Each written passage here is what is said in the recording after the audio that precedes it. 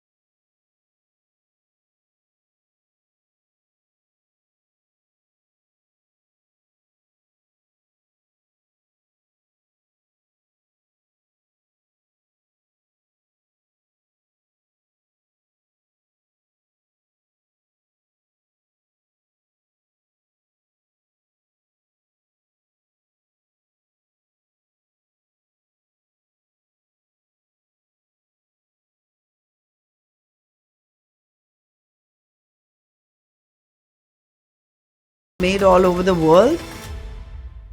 After being vegan for a few days, I had a few basketball games and I didn't perform well. And the knee-jerk reaction was, hey, it was because of this vegan diet. Once the season ended, they took me to a slaughterhouse, and after that I was like, I'm never putting anything non-vegetarian in my mouth, ever. Like, at the end of the day, protein is not your primary source of energy at all. I feel like that's great marketing done by the meat industry, but if I have less as an athlete, I will fail. Why do you both promote a plant-based lifestyle? I'm not telling that you can survive on a vegan diet. I'm saying you can actually thrive. I don't think I'd realize that what it feels to be on the hilt of energy levels, the best. Like, there's no afternoon nap, there's no 5 hours of sleep, 6 hours of sleep is enough. It's enough. That's the excitement. Why is PCOS on the rise? It's a disease of sex hormones, and you're consuming sex hormones from the animal. To anyone watching this, what is the most convincing argument that you tell them to at least try a plant-based diet? I asked them. Over the past year, we've had some powerful conversations with changemakers, chefs, scientists, and everyday champions, each sharing their take on plant-based living, conscious choices, and sustainable solutions. In this special episode of Sustainable Tea with Shreya, we're taking a moment to revisit some of those impactful moments, little reminders of why we do what we do, and how small shifts can lead to big change. Whether you're tuning in for the first time or you've been with us from the start, I hope this collection inspires reflection, action, and maybe even your next meal choice. So thank you for your continued support, and I hope you enjoyed this episode. You're someone who lives your life with such intention, right? Yes. There's deep intention in everything you choose to do, whether that's career or personal life. What's been the biggest shift when it comes to values and how that's aligned in the recent years? What's been the biggest shift in terms of things that you hold dear? Shift-wise, see, I think I was not educated enough to be, I was not trained to be sensitive enough. I developed it, of course, through the way. But initially, for me, one of the biggest things was, I remember as a little girl, I would be okay with a whole lot of caged chickens passing through me, and it wouldn't bother me. Then, I didn't look at it as something that's going wrong in this world, which is normal. For me, it was like, this is the way it should be, back then. Because that's how we were taught. We were not taught sensitivity, I feel, from where I was coming from. But I see the generation today, and I see my kids, and they react. They react that how can 10 chickens be in that small place? Little box, And sometimes it almost makes me wonder that why didn't I feel that when I was younger? Why was everything so baseline for me? Why didn't I ever question it? Why didn't I ever question the fact that there's an element that you don't agree with? I don't agree. Today, I can't look out of the window very often, I'm half the time doing meetings because I don't want to look out, very often. But back then, I don't remember doing this at all. Like how it's normalized, which is so strange, right? Because kids have so much empathy. Kids have, but I feel today's kids are better than what I was as a child. I think today's kids, and it doesn't come from a place of being vegetarian or non-vegetarian. I don't think my vegetarian friends would also react to something like that. I don't think. Yeah, that's I don't. Strange. I mean, we weren't taught that these things matter. We weren't taught that every life matters. We weren't taught these things at all. And that was my generation. I feel today's generation, they are so aware. They are aware of the fact of stamping little insects. They are aware of using an extra tissue. I don't remember being aware at all, and I've always been someone who's disciplined, who values people, who values time. I'm extremely particular about time, about being honest, being correct. I'm extremely particular, and I only hang with people like that. The moment I see some kind of dishonesty, you put me off, at that, And that shows. that level. Yeah. But the point of all of this is that when I became a mom, I think the way my kids opened my eyes is unbelievable. Like what they did, like little things like my first step of going plant-based or see, I had gone plant-based. I wasn't convinced enough that I'm doing the right thing. Okay. But my son just put things into perspective so well. He just said, he's like, you love Flash, who's my dog, but you're eating a chicken. So for him, it didn't matter. It didn't matter that this is a dog and this is a chicken. For him, it mattered that you're almost being a hypocrite, right? Like you're being okay with one animal and then you're eating another animal. So for him to see that, it was as blatant as that, know. So I just realized that as a mom, there's so much to learn from your children. There's so much. Like this morning we were talking, and he was talking about he had to do his lit circle, and we were talking about how to build a community. And his first thing was respect everyone's opinions. Respect everyone's opinion. He couldn't enhance what he was trying to say, but what he was trying to say is, I don't need to moral police your opinion or your choice. I don't need to do that, So what I as a mom did, help him expand his thoughts. Yeah. But the initial thought was so amazing. I don't think I have all of that, at that age. Yeah. Today, with time, with age, with all of that, you do get more sensitive, you do get more spiritual, you do get, all these good things happen. But these little ones at this age, they are aware, they're conscious, they want to make a difference, which is, but there aren't enough of choices for them to make a difference. That's my biggest worry. Yeah, it's also their future. Right? It's their future, and it's us who need to make that future happen for them. And that says a lot about the upbringing and how they're raised. But that first step to being plant-based, how did that come out from being a hardcore vegetarian, even when you were at mine, to being a hardcore non-vegetarian? No, so both Ritesh and me were both carnivores, literally carnivore. We liked our meat. Ritesh a little more than me. I liked bits of it. I didn't like too much of it, but it had to be a meal every day in our house. And initially, we both gave it up for a manat. We said we'll turn vegetarian initially. It was something that you do for yourself. Very selfish motive, very, one of those. COVID hit post that. We turned vegetarian. We were vegetarian for 3 years. COVID hit. And during COVID, we said, let's try going dairy free. Let's try going, without eggs. We were vegetarians who still ate eggs, who still had a lot of milk, like cheese and all. We're not milk drinkers, but so in all of that, we started doing these little things. And what happened was that when you're non-vegetarian or when you're eating dairy or when you're eating, you don't realize what it does when you're off it. You know what I mean? So when you're off it, you suddenly realize that every little bit of dairy that you take in is not making you feel good and making you feel bloated. You felt that? I felt that. See, very often what happens, the reason why plant-based food or vegan products get a bad name is because it's an afterthought. You'll give a watermelon salad with feta to someone else, and to a normal person, you'll be like, take out the salad. Take it out. Yeah. That's not right? You wholesomely make a meal. I'm like sometimes I feel so bad for my kids, because when they go for parties and all, they're given a pizza without sauce, cheese. Right? Yeah, just the sauce. I'm like, this is an afterthought. This is not an intent. If the Right. intent was to make it right, it would be right. That's so right? true. So what I do is I send my kids with the cheese packet. and they're happy about it, because the marinara sauce is vegan, the bread is vegan. All they have to do is put their They don't cheese. feel alienated. They don't feel. They don't. like They they're don't. I mean, different there are or- times that they question why, how, what. But nowadays, they get everything in, in plant-based. You get everything. Especially for your son to know, Yeah. understand what speciesism is without knowing what speciesism Yeah. is, right? Like Yeah. a dog versus a chicken Yeah, versus absolutely. a cow. If they're the same thing, I Yeah. think knowing he has that empathy. And with my kids, I see my kids are up at 6 every morning, and their day sometimes ends at 8 in the evening. And I see the energy that they have versus a lot of other kids. Yeah. I see they're scrawny and thin. Again, that's a misconception where everyone, like if your child is full of big and bouncy, means they're well fed and they're good children.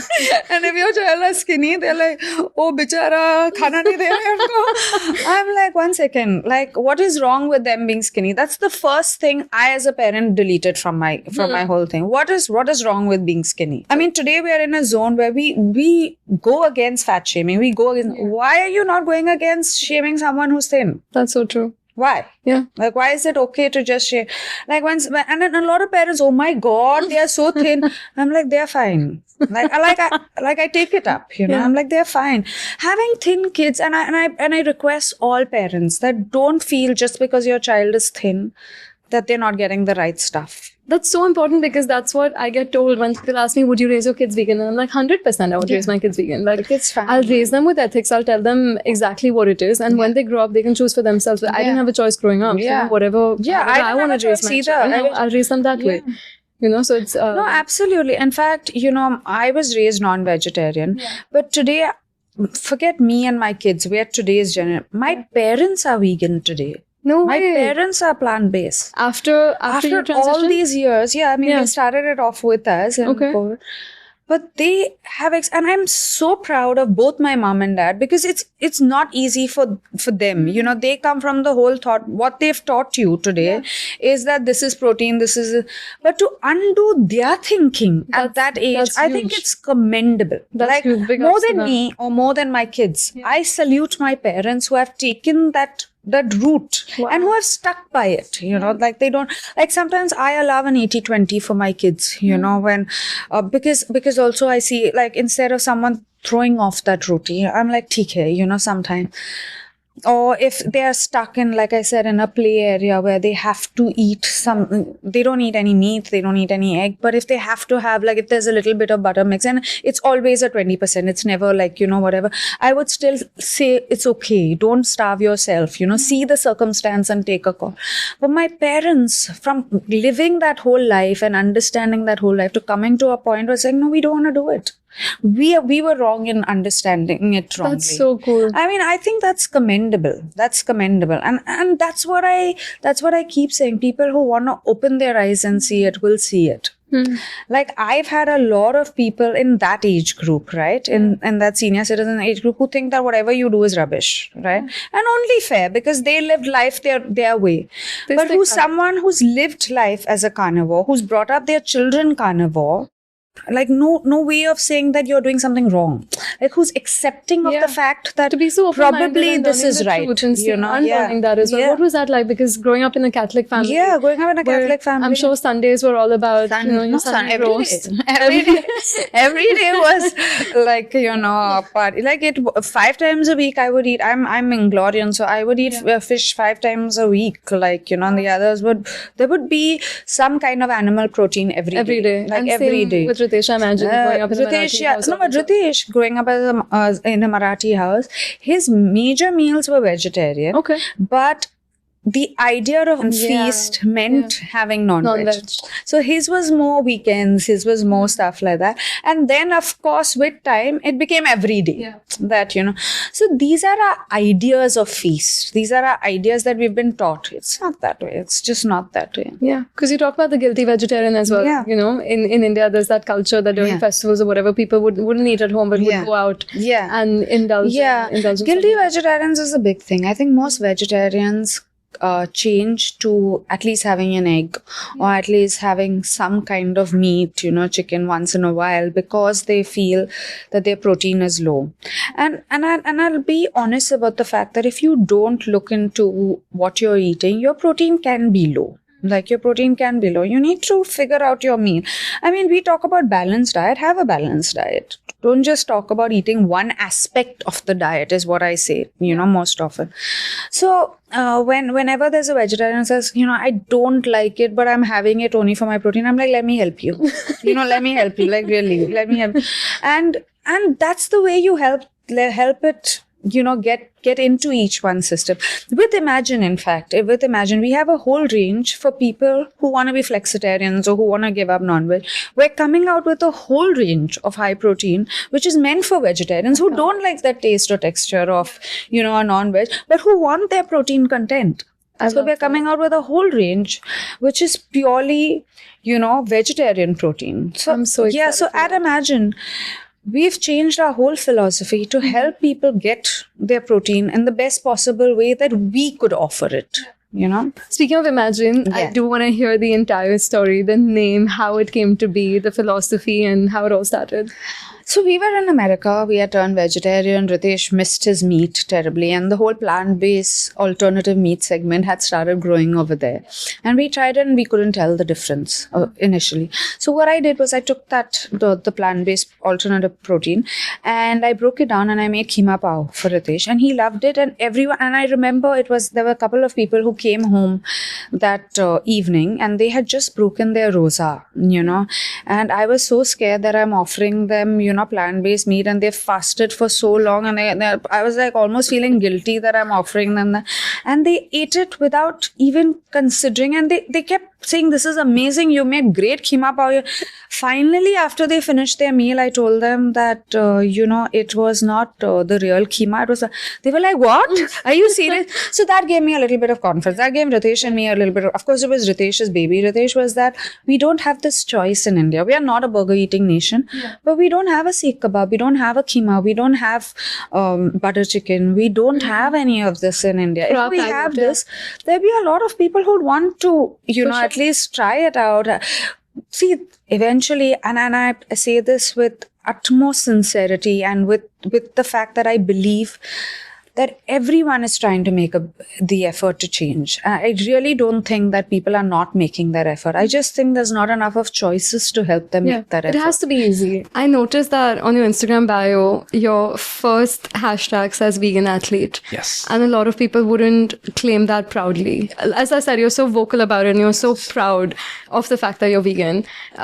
What has that journey been like? The journey's been amazing, and one of the reasons I'm so proud about it is because of the positive impact that it has had on me. And I want people to be able to, experience those kinds of positive impacts as well. But the journey hasn't been something overnight. I first dabbled with veganism when I was in high school. I went to a private boarding school near Boston. And this was a long time ago. And there was an entire vegan movement in school. And the prettiest girls in school were leading that vegan movement. And they had asked me, I was a star basketball player on the team. They said, hey, it'd be nice if some athletes came and lent their support to this movement. I was like, hey, okay, I'm not there. Hey, let's go. I was sold your face. So I went, I was part of this vegan group, and every time we would have lunch and dinner together at school. And then over time, I started to learn why they were vegan. And the reasons were very compelling. Such as? For the environment, for the animals, for their own spiritual ascension. But soon after being vegan for a few days, I had a few basketball games and I didn't perform well. I didn't do well on the court at all. And the knee-jerk reaction was, hey, it was because of this vegan diet. Yeah. And my teammates were like, bro, you need to start having your, chicken burger and chicken meal and, have your chocolate milk, because we can't have you slip up on the court. We need you to perform. And being an international student, I had an athletic and academic scholarship. So I needed to perform well on the court, or else I knew my scholarship would probably get cut. So obviously, because I blamed the vegan diet, I went back to, eating my chicken and having my chocolate milk. And I don't think it's connected in retrospect, but then it seemed like it was connected. And then I, did perform well on court again. Once the season ended, Yeah. some of these very pretty girls again impressed upon me, saying, "Why don't you come? We'll take you somewhere." And they took me to a slaughterhouse. They took you to a slaughterhouse. And after that, I was like, I'm never putting anything non-vegetarian in my mouth, ever. And I became vegetarian after that. Would you like to talk about what you saw and how that impacted you? Yeah, I mean, just the sheer cruelty, the sheer, I don't know, animality of it. I mean, I don't know how else to say it. It's just, I puked for hours on end after seeing what I did. The sights are still very fresh in my mind and not very pleasant. And then I became vegetarian. I was a vegetarian for many years. And then as I got older, I think my spiritual connect led me to believe that, okay, I'm vegetarian, right? But milk and all these other byproducts from animals is the same amount of cruelty. 100%. Yeah, and then I said, no, I'm being a hypocrite at some level. And then I said, okay, let me be vegan now. The flip side of it is, apart from just these reasons, like athletically, I've noticed phenomenal benefits. Like That turn from you almost connecting that to, okay, I'm not performing well because I went vegan, to exactly my performances. And I'm glad it turned, because today I'm the loudest advocate for it, saying my performance on the court, my performance in the gym, my performance even as an actor, they've all increased because there are so many tangible benefits. My endurance has gone up, my athletic ability has gone up, my skin has gotten better, my hair has gotten better. The only difference is I'm vegan now, and I wasn't. Like, I was doing the same exact thing. I was using the same moisturizer, using the same shampoo. All the variables, are fixed. The only difference is, hey, I'm vegan now. Yeah. Look at you, you're 39, and then someone just said you look like you're 24. That's Uncle Arvind here. Uncle Arvind. and that's what I tell the guys I play with. I play with guys half my age. Yeah. And they're like, you want to come out with us? We're going to have chicken. And they try to taunt me. I'm like, son, you have your chicken. I'm going to bust your ass on the court tomorrow. And then we'll see what's up. Yeah, exactly. Yeah. So I also feel like, at a personal level, I feel like a much better person. How so?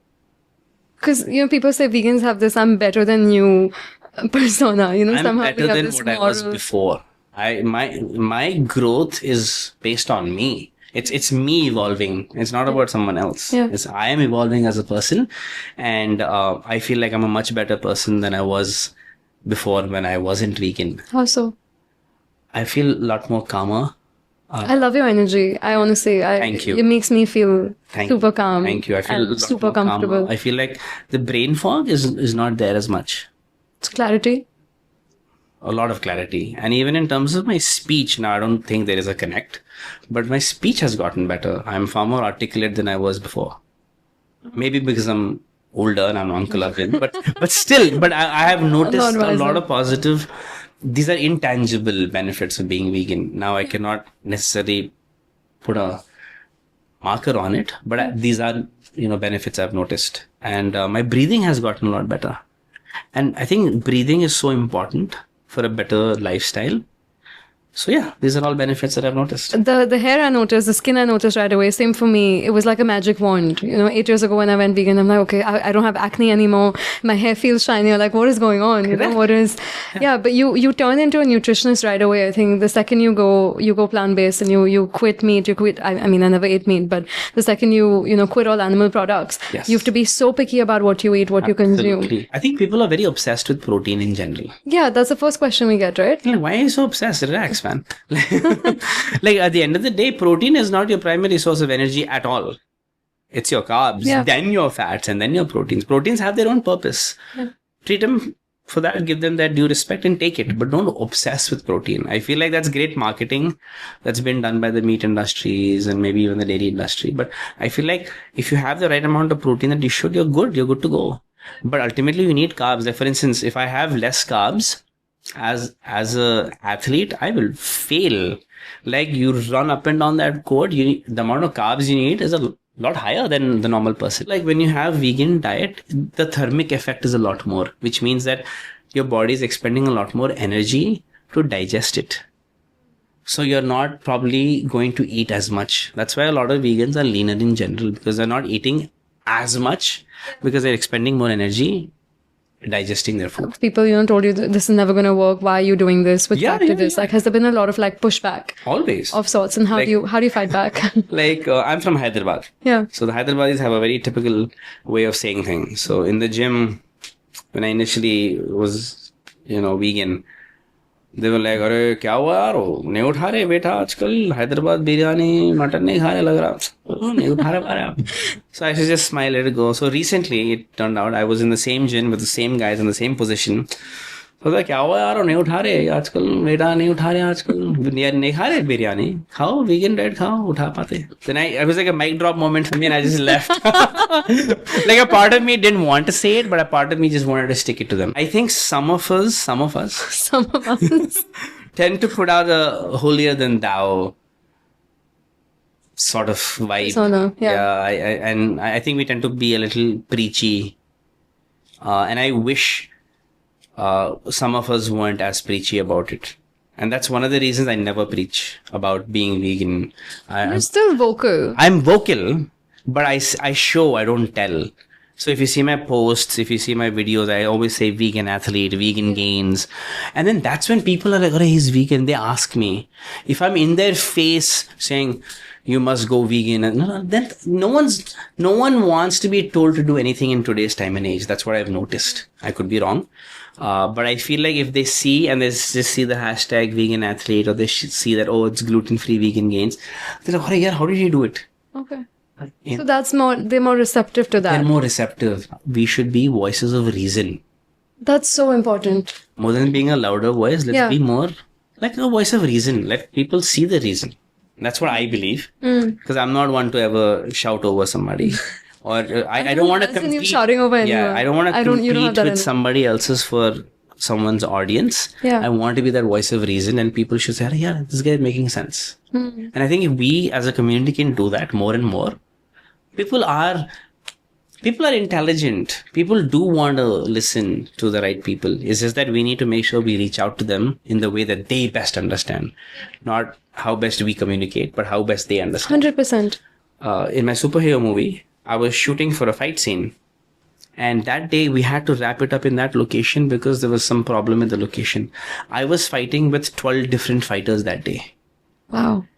Single-handedly. Yeah, I shot 19 hours continuously, and few of the fighters were like, what is this, sir? You don't eat anything, you don't have chicken, you don't have mutton, how will you fight, sir? This, that. At the end of it, they were all dead tired, and I was like, You had that. anyone else left? And that's when I told them, see, being on a vegan diet has helped me do this. Yeah. It's Your increased my stamina, my endurance. Now forever those guys will have it in their minds. You can't argue against that. You can't argue against that, that experience, that The lived next experience. shoot, apparently this is what the fight master told me.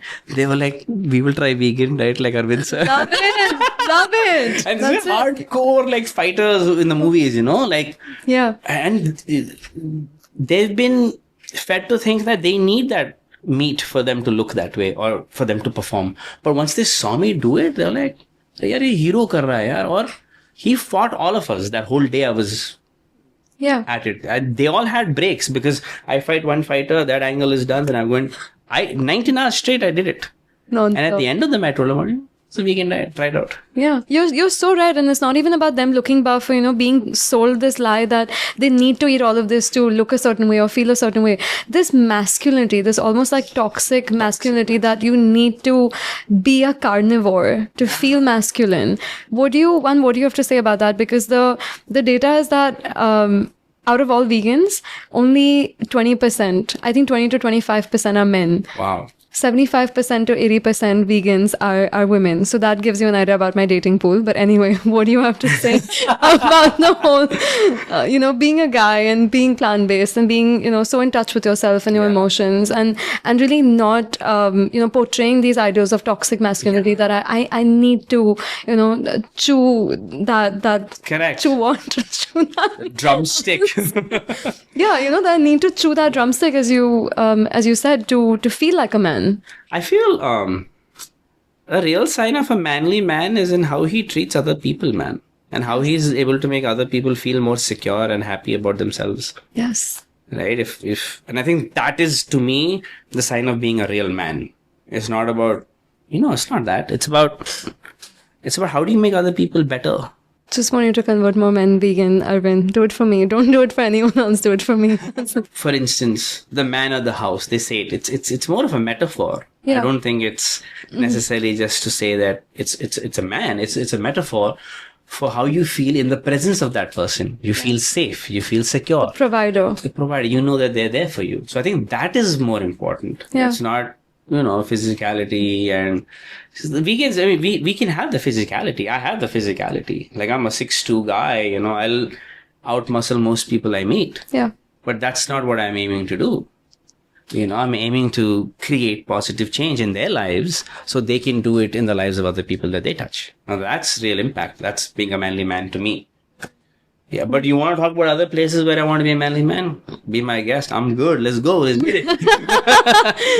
I love that balance of, I look at it as like the divine feminine and the divine masculine, and that dance is so beautiful. Yes. And you seem to balance that, in such an incredible way. And I love that. I see the work that you've done emotionally, mentally, spiritually, and that, that comes off. And when I say I love your energy, I know that there's a lot of work that you've done to build that. Definitely. And thank you for, acknowledging it. I can see, I can feel it. Yeah. I think the energy doesn't lie, right? Yeah. Energy and vibes never lie. Everything else could lie, but energy and vibes don't lie. Yeah. And consciously, I have made a very strong effort spiritually. And one of the reasons I became all the more vegan, where I had took a vow. What does the spiritual ascension have to do with you not consuming animal products? Because you said there was spiritual calling, and the more spiritual that you became, the more inclined you were to go vegan. What's the connection? Because from non-vegetarian to vegetarian, it's obvious. But then I realized the kind of suffering, the kind of pain inflicted, even for products in the dairy industry, is very high. So it's ultimately the same. Like, I cannot be a hypocrite. So that's why I'm going to go entirely vegan. And since having gone vegan, in my life, I've noticed a lot of positive changes, even in terms of my career, growth. Good things coming your way? Yeah. God's grace. I think that's an energy that you put out into the universe, and it does come back to you in some way. No, but I've heard that. I've heard that from a lot of people, that when they started meditating, it just didn't sit right with them eating red meat. Because it's more than ethics. It was about digesting the suffering of another animal. Correct. Absolutely. And my mom says this a lot. She's like, the mood in which you cook your food is likely to translate. The energy transfer? Yeah. She said that. I mean, for a long time, I never understood that. But then, as I grew older and I started cooking, I started noticing things more. It does matter. Like, it does affect. Like, if you are in a really bad mood and you cook in a certain way, it's likely to affect the person eating it at some level. So imagine the kind of energy the animal might have gone through, the suffering that the animal might have gone through in the last moments. Now, is that not likely to get translated into the food you eat? If a person cooking is in a bad mood and is cooking, and you're feeling the agitation, imagine the animal that you're cooking. Because it knows it's going to die. Yeah. Every animal knows it's going to die. Suffering, and also, like, just from a sheer hormonal standpoint of it, all of these animals are injected with so many unnatural hormones. Marine collagen, cow urine, salmon sperm, and snail mucin. Are there any animal-free, cruelty-free alternatives to all of these skin trends? I really don't believe in these things like cow urine. And, when you talk of snail mucin, hyaluronic acid is a very good moisturizing ingredient. And you really don't need to run behind the snail. Right? So you can get plant-based vegan hyaluronic acid, which will do a fantastic job, absorb water from the environment, and it then retains 1,000 times its weight of water and plumps the skin and hydrates the skin. So leave the snail. Yeah, please. Okay? Cow urine, absolutely no basis, so I do not know about it. Salmon sperms, so polydeoxyribonucleic acid. We are getting plant-based PDRN also now. Plants also have DNA, so we are getting that. We are also getting exosomes, which actually, you have two types of exosomes. One is obtained from the umbilical cord, and the others from plants. So you do have plant-based options which are giving you similar results, or maybe as close, maybe 90% of what the animal-based one could do.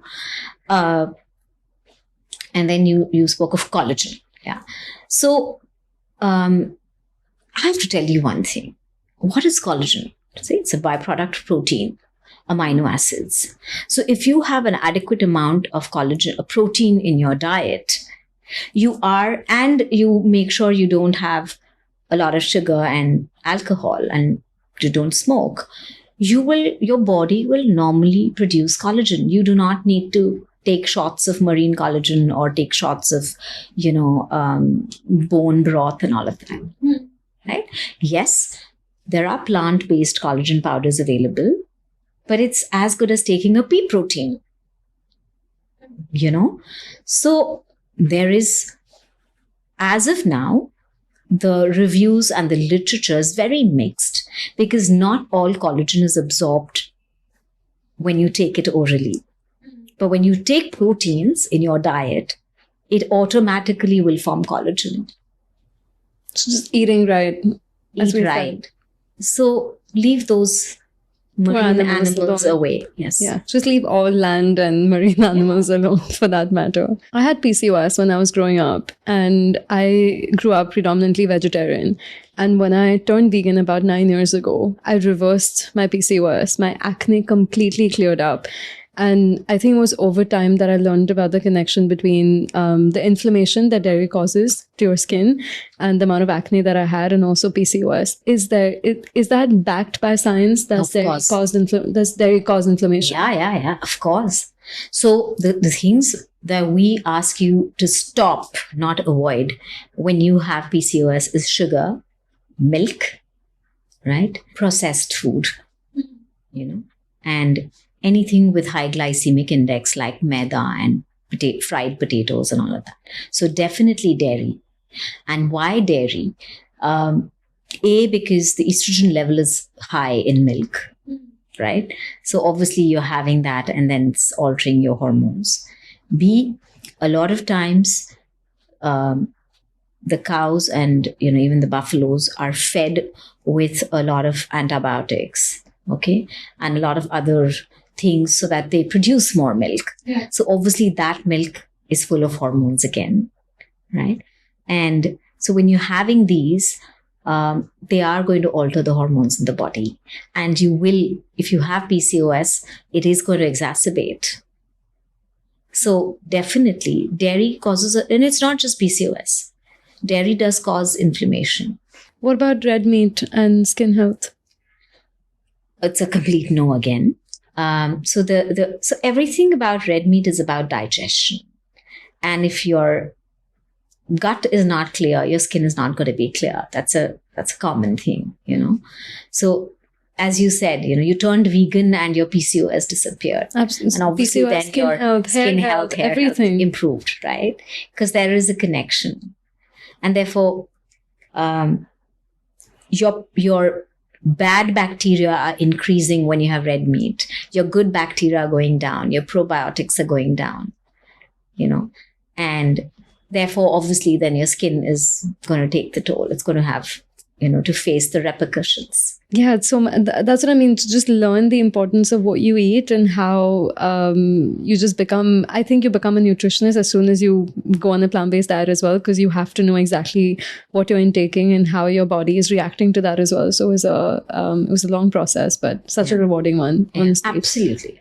It's the best decision I've ever made, like just cutting down on dairy products, and just, it shows, like it definitely shows on my skin. Both of you have had a very deeply personal journey into plant-based living. What was that turning point that shifted your perspectives on food and health, and how has that changed your lives, and why do you both promote a plant-based lifestyle? For me, it was completely education based. The more I read about it, the more I knew it was the right thing to do. But coming from a background in bodybuilding, where you only see people promoting a meat based diet, because that's what is a huge part of the industry in general. I competed as a plant-based athlete, and I think I was the only one in India at that time who competed as a plant-based athlete. How cool. It was very That's unknown amazing. also, yeah, because I remember backstage talking to, and everyone is discussing about their favorite protein source, and every animal is being discussed. And here I was like, tofu also was not big then, some black beans or like kidney beans. And but my first aha moment, many aha moments I had through that journey. One of the ones I remember was when it's a female bodybuilding competition, we are the last batch to go on stage, because you want people to stay and not leave and go. And generally people stay to watch women on stage. So they would call us at about 6-7 p.m. and our turn wouldn't come till about 1 a.m. in the night. So it's a long time. We are just waiting backstage doing nothing. And it's also the worst few hours in terms of you're not allowed to eat anything. And this water is limited, and you're oiling yourself and flexing, but it's and by the time you're also very frustrated. We say, bodybuilding is like a eating disorder. You're frustrated of dieting for months together, and so you're really just frustrated. You just want to go home, and you planned a cheat meal later, so you're really looking forward to that also. And when I was in the backstage, there were all these women who were talking about losing their period while prepping for the competition, talking about hair fall, talking about no libido, zero libido, and talking about all the problems which they faced. And energy level in general was people are just, literally sleeping and holding their head because they have headaches and pains and everything. And I was jumping around. I really had a lot of energy because my coach never put me on a low carb diet and never put me on a very low calorie diet. Till my last week, I was eating about 1,400 calories, which is considered pretty high. And that was because on a plant-based diet, you have that allowance. It's the prep is much better. It's much easier. Antioxidant consumption is much higher because you're eating only plants and you're eating very, very clean. So I think that was my aha moment, that I'm feeling better than all these people and I'm doing equally well as anyone else is doing. Like this, I've had multiple aha moments where compared to, someone else also prepping I went into powerlifting after that. So powerlifting is a completely different ballgame, because here you can't be very tiny and lean. You need a lot of muscle mass to have strength to be able to lift. And my recoveries, my coach would say, is very, very fast, because in powerlifting, you do your 1 PR, 1 rep max, the maximum you can lift only once in a week. You prepare your entire week and then you do your maximum lifts once in a week, because you give yourself give the body recovery time for a week. I would do it 2 times in a week. And my coach is like, you're fine and you're able to lift your PRs high. So you have these aha moments that actually really shape my journey towards believing more in a plant-based diet. And of course, now working with clients, it's people who have tried multiple things. Nothing has worked. We get those kinds of cases only. We don't get normal cases. And seeing that, it's really, I've gone to like multiple experts. But seeing that just switching to a healthy plant-based diet and you start seeing, recovery happening in a few weeks, that is reversal of chronic conditions. Remission, reversal, but people starting feeling better from their starting point. Yeah. What's your plant-based For journey? me, it was actually very, very different. I was a completely heavy meat eater, but I was also on this health journey. But of course, I was using meat for my protein, and I was like, where am I going to get my protein from, right? So I've always been into health and fitness, but I just obviously had different knowledge back then. And so back then I was using meat as my protein source, eating tandoori chicken every single day because, I didn't want to eat too many calories, but I had to get my protein and all of that. But at the same time, I am a very big animal lover. I call myself an animal lover. So if there's, like dogs on the streets, I'll want to save every one of them. And growing up, I was always like that. So at that time, I was actually volunteering at a shelter close by. And I used to go every week. I used to bathe the dogs. I used to walk the dogs and all of that. And I had one friend at that time who was vegan. She was not a very close friend. She was like a acquaintance, but she was kind of working with another friend of mine. So I invited them home for a lunch because they were in Bangalore. And at that time, I'd never even heard what vegan meant. So I was like, what am I going to feed her, first of all? Like, she's come to my house. I'm like, oh no, like, what am I going to do? So, okay, fine. I was like, okay, dosa, sambar, I think I can manage. Like, anyways, I never liked ghee. So I was like, okay, I think I'll be able to, accommodate her needs. So we were talking, and then this was actually a very pivotal moment, and it was a very, so I'll explain what happened, where we were having lunch, and I was telling her, like, Neha, like, how can you stop eating beef? Like, I love beef. Like, how can you stop eating beef? And she looks at me and she's like, have you ever looked into the eyes of a cow? And I'm like, why would I look into the eyes of a cow? Like, I'm not crazy. Why would I look into the eyes of a cow? And that's it. Okay. The conversation ended.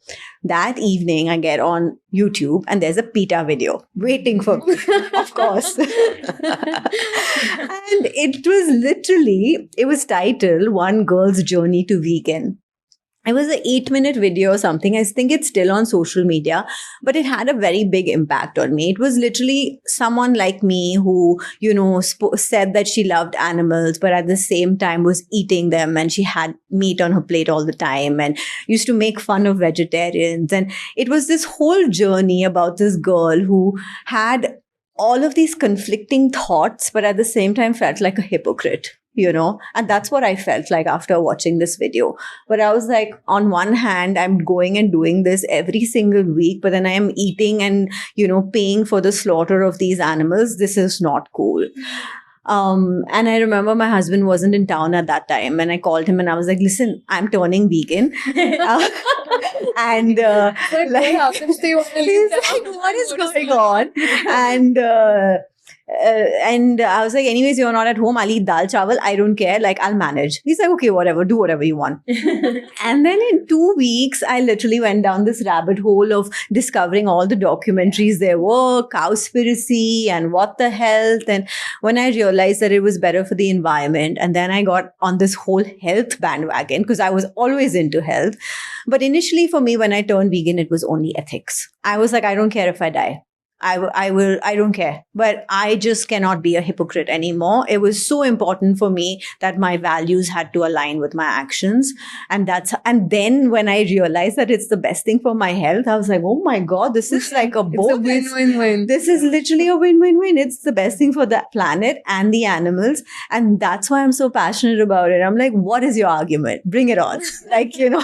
100%. Yeah. And I understand that perspective because even genuinely for people watching this, for me, it was not about ethics till very late. I was introduced to the concept way younger in life, but didn't switch to a vegan diet till I realized from a health perspective, it's so important for you and so good for you.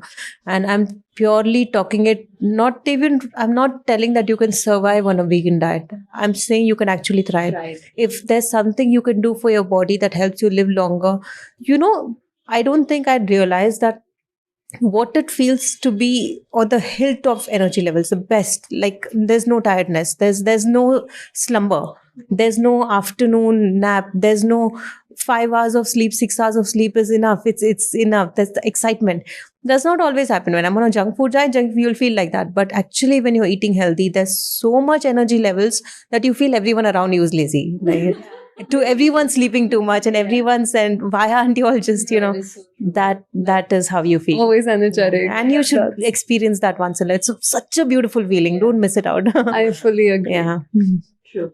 So I want to talk about a book that came out. It's called Why Vegans Have Smaller Brains and How Cows Reverse Climate Change. Any comments on that? Because I've heard this quite often, that vegans and vegetarians have smaller brains, or brain degenerative diseases, or how we have brain fog and depression and can't think for ourselves. Yeah. What do you have to say about that?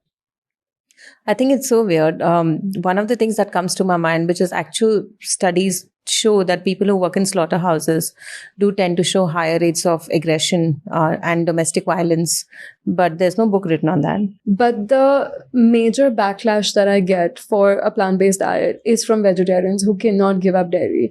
How do you Indianize veganism? Is there a context to veganism in Indian diet and culture? Because ghee, buttermilk, paneer is such a big part of our diets. Yeah. Tomorrow, if you actually have a serious disease, especially clients with autoimmune disease, some of them which I struggle with, you're jumping from biologic to biologic, drug to drug to drug to drug, because none of them are right now working on your body because of antibiotic resistance developed.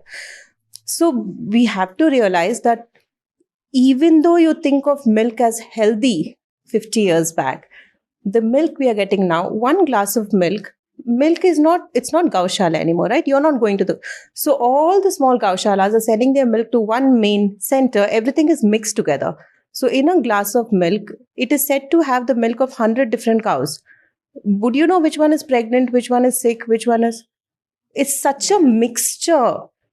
That is definitely not healthy, right? I think what we need to realize is with changing times, we have to change our nutrients. You can't keep telling, I want to eat like my grandparents used to eat. My dad used to walk 12 kilometers to and forth only to school. 6 kilometers going, 6 kilometers coming. That was my dad. Grandparents even more. My metrics, it celebrates if I walk 6 kilometers. It gives me a you did it, because we are not covering that many steps. Yeah. And 6 kilometers throughout the day. And these were the people who were just this. It was far. Transportation was not there. So we can't keep sticking to our ideologies of what used to happen in our past and continue to follow them. I think when you're looking at, dairy is very central to the Indian diet. It's not anymore. So that has to change. And you have to start understanding and realizing that you change it. You have to change it. Why is PCOS on a rise? It's a disease of sex hormones. And you're consuming sex hormones from the animal. I know a lot of people say, but I get my milk from Gaushala. And then when you're going out, you're eating paneer in restaurants. And so if that is the thing which your argument is, will you stop eating dairy when you step out? Will you limit it to what you're getting in the house? Wherever your starting point is, make the starting point, and then you'll start realizing that the more you do it, the more better you're feeling. You eliminated meat and dairy from your diet in 1985 when not a lot of people were talking about it, when plant-based diet was almost unheard of in India. How did you get started on that journey? Well, actually, my father was working with BWC, Beauty Without Cruelty, and they were trying to make all the cheese in India vegetarian, because at that time, milk is curdled with the inner lining of the calf's stomach.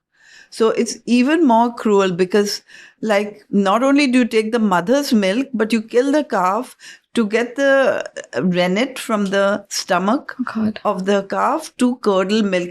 And actually, that's how cheese is made all over the world. But they were trying to make microbial rennet so that cheese would be vegetarian, because the population of India would prefer a vegetarian cheese. And when he heard about it, he was so shocked to recognize that when we take milk, we are taking the milk of a mother who wants to feed her baby. Yeah. And so when he told me that, I had some resistance, because milk had been my culture and I was consuming. I always thought that milk was the healthiest food in the world, and I was consuming milk 3 times a day, plus curds and buttermilk and even cheese at that time, when cheese was relatively new in India. I didn't change overnight, but as it stayed in my mind, because I grew up as a vegetarian, and I was so proud to be a vegetarian just because I wouldn't be harming animals. And then to know that you're harming animals, I knew I had to change. And of course, at that time, there were no vegan products or other vegans in India. There was no soy milk either. Yeah. But I knew that it wasn't so rare all over the world. I didn't know the word vegan at that time.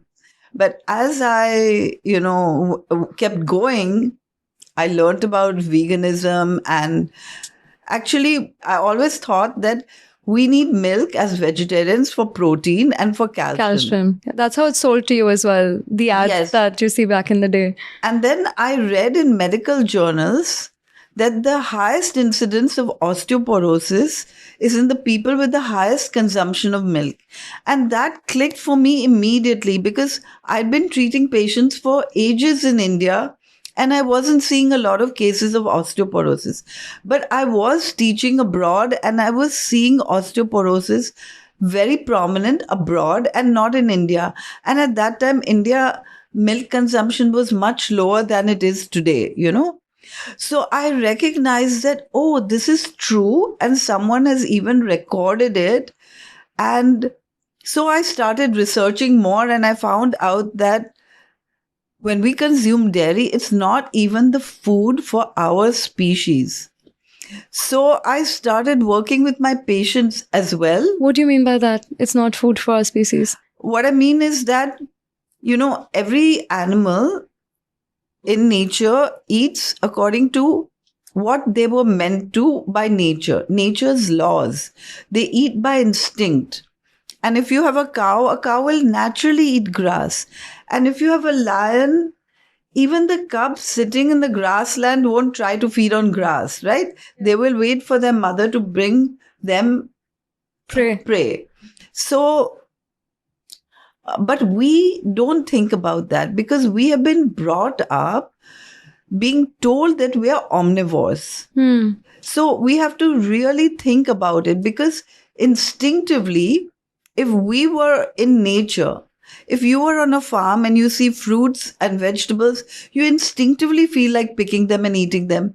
But if you see a chicken walk by or a goat or a cow, obviously your mouth doesn't water. Yeah. And when it comes to milk, and you know, I had to think about all these things, but when it comes to milk, every baby loves their mother's milk. They don't want to leave mother's milk, and mother has to work on weaning the baby. But no child likes cow's milk when it's first given, right? So mothers add cocoa and sugar and run around the kid for half an hour.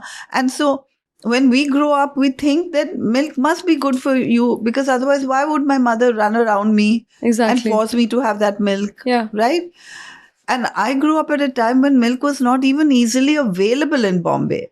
Like at that time, it was a luxury? No, milk was only sold in ration booths, and there was whole milk and toned milk, and toned milk was made from milk powder coming from abroad. Mixed with water, I imagine. Mixed with water because, you know, they have taken out the fat to make butter or whatever. Right. And then the powder milk was sold in ration booths and the whole milk. So everyone had an allowance of how much milk you could take. That's why the consumption of milk was not very high. And yet my parents were giving me milk because they thought it was good for me, right? Honestly, advertising. Yes. That Ogilvy ad. Yes. Got milk. Right. And there's so many other campaigns, milk and, the dairy industry campaigns that I've seen even in India today that make you believe that it's so good for you. And people buy into that. Yeah. Actually, you know, we think that milk, I mean, India's been drinking milk for years and we think that Krishna ke zamane mein bhi doodh peete the. Yes. But if you think about it, Krishna was stealing milk products when he had hundreds or maybe thousands of cows. So why would he need to steal? Because at that time, if the calf had the mother's milk, there was no milk left to sell or for humans to consume, right? Therefore, he had to steal. Wow. So actually, there was no organized sector for dairy in India. Before the British came, the British started an organized dairy sector. So before that, people would have their cow and they would milk it and whatever. But the British started organized dairy. Factory farming as we know today. For their troops, you know. Yeah. And they introduced tea to India. And as the British left, we started, building up our organized dairy sector. It's like we have wrong perceptions. And that's because, we've been sold a lie for so many years just by the people who want to sell their product, right? Yeah. Like, why did we have the white revolution? Just because somebody thought that milk is good for you and somebody wanted to sell a large amount of milk. That's it. It's profit. Remember that we were healthy. We had a huge fertility rate, which means we were very healthy As a nation? for so many years as a nation. And today we have, so many people suffer from infertility. Yeah. Lots of other hormonal Lots of other hormonal problems issues as well. Yes, because when we consume animal products, we are also consuming their hormones. And all our hormones are orchestrated by the pituitary gland. It's a gland at the back of your brain that orchestrates all the hormones that our body requires. And when one hormone is out of balance, other hormones also get out of balance. So that's why people have PCOD and hypothyroidism and various issues, even diabetes together, because all their hormones are out of balance. And if you switch to a completely plant-based diet, then there's no hormonal input. Like when we consume milk, say, the cow produces milk with a whole gamut of hormones, like growth Lactating, hormone, of course. Yeah. growth hormone, because it's supposed to make a baby grow. And when we consume growth hormone, then we are also growing, but also growing, Yeah. So milk has, for many reasons, also promotes obesity. And it also has other hormones like estrogen and progesterone and prolactin and oxytocin and Oxytocin as well. whole set of hormones. And today we have more breast cancer and ovarian cancer, and these are hormone dependent cancers that a doctor will give you something to cut down your hormones, but they don't tell you stop having animal products Dairy. which contain hormones. So you're consuming hormones and then you're taking medicine to cut down the hormones. It's totally insane. So today we have so many hormonal problems, like, I already mentioned PCOD and hypothyroidism, but diabetes is a hormonal problem because insulin is a hormone.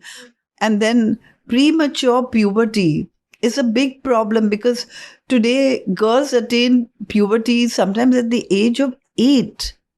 I got my period when I was 8 years old. Oh, wow. So Yeah. And I had that's PCOD as well. that's really crazy, isn't it? Yeah.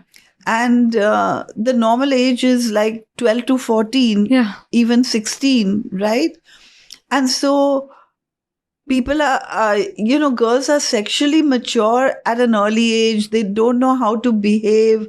They haven't learned so many things. And then we have other problems. And even men, when they drink milk, they have gynecomastia. What's That that? means breasts like women. Have you seen so many men? They have women-like breasts these days. People blame soy for that. True. Soy has nothing to do with it at all, really. And, I have yet to see someone who's suffered from any problem due to soy. Yeah. So, there are people who could have been vegan. They don't know the word vegan. Yeah. But there's a tribe in Rajasthan that don't consume animal milk and they look after animals, because when we are exploiting animals, we have to justify it by, putting in our brain the idea that, well, animals are less than us. So there's a tribe in Rajasthan who they look after animals and the environment in just the same way as a vegan would. And if you think about Jainism also, they say that milk and milk products are vigai and mahavigai. That means adversely affect the mind and body. So Really? they It says that in actually Jainism? knew that at that time. Yes. And they have ambil. Yeah. And during ambil, you don't consume any milk or milk products or even other things that are harmful. So, they knew that this is not to be consumed. But then as religion became ritualized, Yeah. I'm Jen and I didn't know that. okay, so but you can ask and you'll find out that during ambil they don't use Yeah, that's true. So what they did was they put it into a few days. It's just like Hindus, they may eat non-vegetarian all year round, but at a wedding or on auspicious days they won't eat meat, right? So Jains have done the same, but they knew that this is harmful. They knew, Jainism is about ahimsa. Yeah. So they knew that it's harmful to animals. Non-violence, but they number also one. knew that it's harmful to human beings. Therefore, they said milk and milk products are vigay and mahavigay. Like it actually affects the state of mind. Wow. And that's so important because today we're seeing so many cases of anxiety and depression. And people don't recognize that this can come from eating any food that you want, Yeah. So there are people who even help. I mean, there are doctors who help people reverse depression and anxiety and things like this with plant-based diet. Wow. As I said, I'm Jen. I've grown up with the principles of ahimsa. Everyone talks about non-violence, but dairy was, pushed heavily. Dairy was, kind of forced upon, even when we were kids, that, you need to have this, you need to drink this. And Jen's also consumed so much leather, so that principle of ahimsa is so detached from our day-to-day practices. Absolutely. But it's incredible. Another word that we use commonly here is sattvic. What is the difference between sattvic and plant-based or sattvic and vegan? So it depends on who's talking about sattvic, because there are people who talk about sattvic who, what they do is they remove the things like onions and garlic and certain foods that are harmful, but they consume dairy. Yeah. And there are other people who talk about sattvic but don't consume any dairy. Now, Including why- ghee? Hmm? Including ghee? Including ghee. Okay. Including ghee. Like, for example, so rare, of course. Yeah. But, so ghee is part of a sattvic diet if you're following Ayurveda or something like that. Right. So sattvic just means something that is essentially healthy, right? So everyone's version of healthy can be different. But, and also sattvic often means not tamasic. Tamasic means it doesn't build the aggressive feelings in you. Spicy food does that, I believe. Also, it depends on who's talking about it, right? But I still eat onions and garlic. And I feel like the biggest change in the state of mind came to me when I stopped consuming dairy completely. So, and when I see people who eat onions, or I don't eat onions or garlic, and who are sattvic, so to say, I don't see that calmness in them, So I wonder, and I haven't done experiments on it, but I can say for sure that when, we experience emotions through hormones, like when you're stressed, you produce adrenaline and cortisol. And when you're happy, you produce hormones like serotonin and dopamine. And it's same with the animals. Mm-hmm. So, like if we are, suppose you eat chicken and those chickens are watching their brothers and sisters being killed one by one, then obviously they're not in a happy mood, right? We are getting all the adrenaline. When we eat that chicken, we're getting their adrenaline. And therefore, it's tamasic. It brings your anger or your stress. Yeah, almost a fight and flight mode. Yeah, fight the or flight mode. Mode, and it's the same for cows. Like if you make a cow pregnant and then tie up its baby, and sooner or later the baby goes for slaughter and the cow is tied up and you're milking it again and again. And in India, worse, they're actually injecting it with oxytocin. So when we are and that causes labor like pains for the cow every single day, twice a day. And it's much more than that, it's like usually a cow is milked twice a day or thrice a day, whereas it's cow food, drink and not drink. So the udder is totally swollen. The cow needs to be milked, and we create all these abnormal situations for the cow. So the cow is highly stressed. And when we consume milk, we can feel that stress. Look at the population is getting more and more stressed every year. Yeah. And it's just because of the food we're consuming. Truly, you are what you eat, and Yeah, that is stress. If you're consuming stress, that is what it results in. That's incredible. The connections. Wow. People are reluctant sometimes, but and that's just because they don't want to give up taste, right? Because meat tastes good to them at least, and dairy tastes good, and so on. And they may not have tried the transitional foods. And meat and dairy are so addictive. So actually excess protein is addictive. So meat and dairy is so addictive that when you talk about it, they don't recognize. Which is why when I started doing my programs, I started with a program called Peas versus Pills. It was a day-long Peas talk. versus pills. Peas versus Pills, yeah. Yeah. It was a day-long talk and a seminar, and we would serve breakfast, lunch, and snacks in the like high tea in the evening, so that people could experience, first of all, how delicious our food was, and second of all, they could experience how their body felt on a completely plant-based diet for one whole day. And, I had people coming to that seminar just for the food. So that's how I started it, because when I started right in the beginning, I would give talks and people would be reluctant. And I recognized that was because I wasn't serving the food.